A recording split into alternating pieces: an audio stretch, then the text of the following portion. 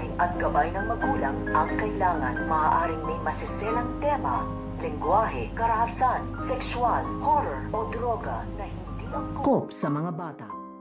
Dahil natutunan na nga nito nga ni Para kung paano nga na dito kakausapin nito nga si Mamita dahil sa mga sinabi nga sa kanya at sa tulong nito nga ni Cheska ay gagawin na nga dito nito nga ni Para ang kanyang pakikipag-usap dito nga kay Mamita at sa kanyang pakikipag-usap dito nga kay Mamita ay mababanggit nga nito nga ni Mamita ang pangalan nito nga ni Berta dahil ito nga si Apo Berta ang makakatulong dito nga daw sa kanilang mga problema at makabalik nga daw ito sa kanyang tunay na katawan. Kaya ito nga si Para ay paulit-ulit nga dito tinatanong ito nga si Mamita kung sino nga daw ba ito nga daw si Berta na kanyang sinasabi. So pakakaabangan nga natin dito kung matutok na saan na nga ba nito nga ni Para na ito nga si Apo Berta ang makakatulong nga sa kanya. Yan ang ating mga pakakatutukan at pakakaabangan dito nga lang sa Stolen Live.